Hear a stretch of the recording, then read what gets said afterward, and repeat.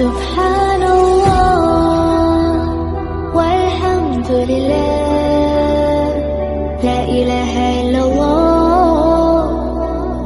ایک اور حدیث سے یاد آئی، یوشک الامم تداعی علیکم کما تداعی الاکلۃ الی قصعتها، ایک دن آئے گا میری امت کو ایسے تقسیم کریں گے غیر جیسے دسترخوان پہ روٹی تقسیم کی جاتی ہے ٹکڑے ٹکڑے کر کے۔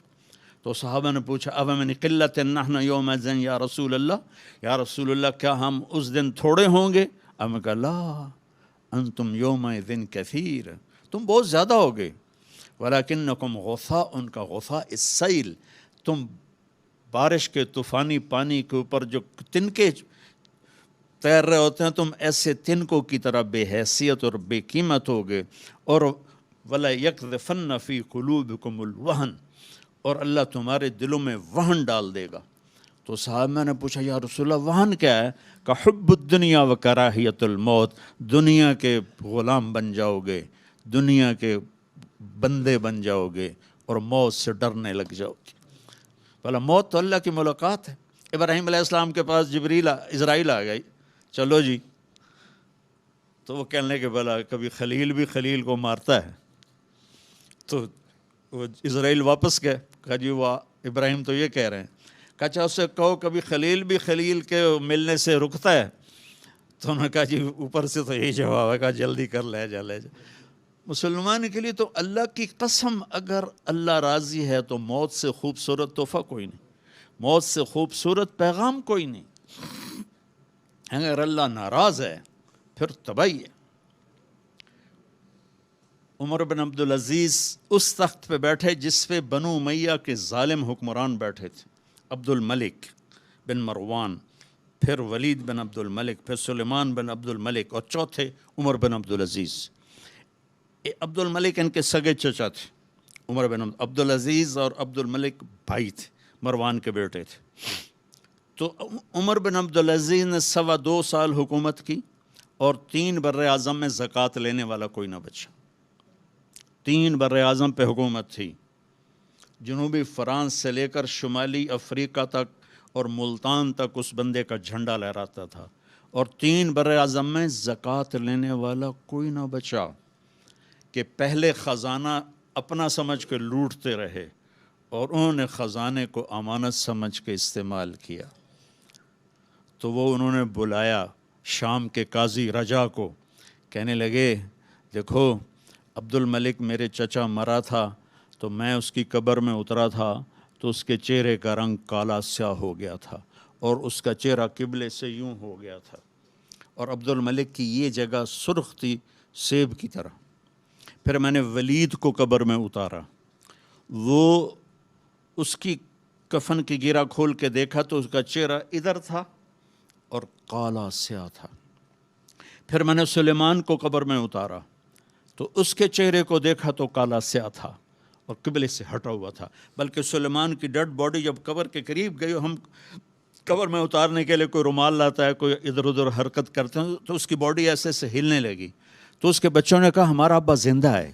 عمر بن عبدالعزیز نے فرمایا زندہ نہیں، قبر کا عذاب شروع ہو چکا ہے۔ اور یہ ان تینوں کا جرم کیا تھا؟ ظالم تھے، بددیانت تھے، قومی خزانے کو ذاتی ملک بنا لیا تھا۔ یہ کیا سمجھتے ہیں حکمران کہ یہ مزے کریں گے؟ ان سب کے ہاتھ ایسے بندھے ہوں گے قیامت کے دن۔ یہ جتنے جج صاحبان ہیں یہ کیا سمجھتے ہیں کہ ہمیں بڑی اعلیٰ پوسٹ ملی ہوئی ہے؟ ان کے قیامت کے دن ہاتھ یہاں بندھے ہوئے ہوں گے۔ پھر اللہ پوچھے گا بتا تجھے جو حکمران بنایا تھا تو نے کیا کیا میرے بندوں کے ساتھ؟ اگر وہ جواب دے سکا تو اس کے ہاتھ چھوڑ دیے جائیں گے، ورنہ انہی بندے ہاتھوں کے ساتھ جہنم میں گر جائے گا۔ اور قاضی سے اللہ پوچھے گا ہاں کیا فیصلے کیے تھے، کتنے ظلم کے فیصلے کیے تھے، کتنے عدل کے فیصلے کیے تھے۔ اگر وہ عدل کے فیصلوں میں کامیاب ہو گیا تو ہاتھ چھوڑ دیے جائیں گے اور جنت میں چلا جائے گا۔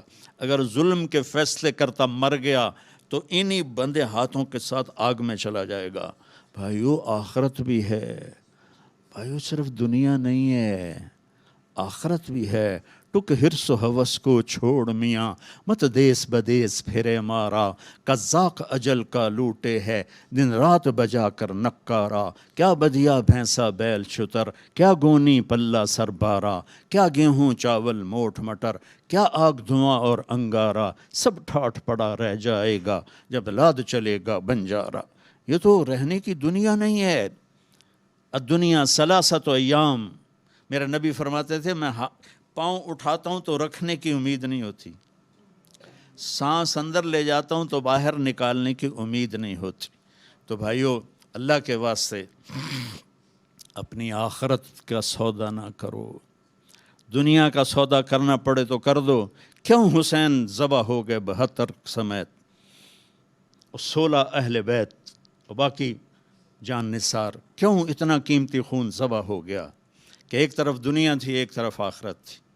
उन्होंने आखरत को गले लगाया, नेज़ों पे सर चढ़ गए। आशिक का जनाजा है ज़रा धूम से निकले, महबूब की गलियों से ज़रा घूम के निकले, चढ़ गए नेज़ों पर। और यजीद ने दुनिया बना ली, आज तक लानत पड़ रही है। तो भाइयों, मैं सारी कौम को हाथ जोड़ के कहता हूँ, हम मिल के अब तौबा करें और हम एक ईमान, उसके बाद नमाज को ही ना छोड़ें, नमाज की पाबंदी करें। हमारी कौम में नमाज बहुत कम है। हमारे KPK के इलाके में नमाजी हैं, लेकिन वहाँ सूद बहुत ज़्यादा है, लोग सूद पे देते हैं और बहुत जुल्म करते हैं।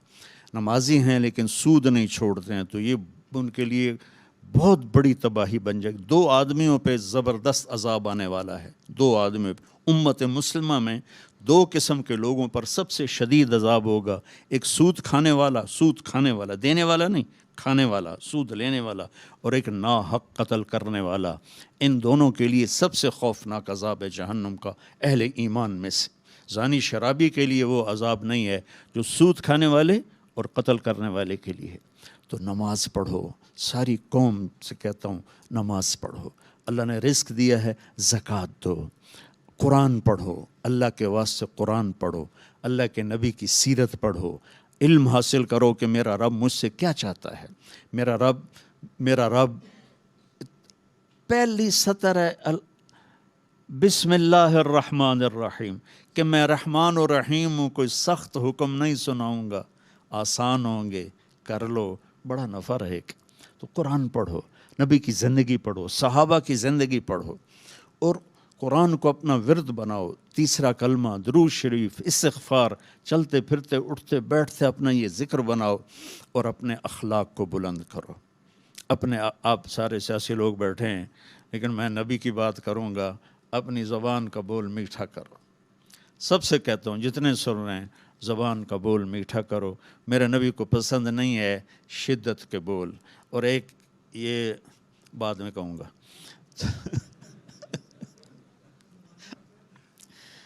तो अपनी ज़बान के बोल मीठे करो। मेरे नबी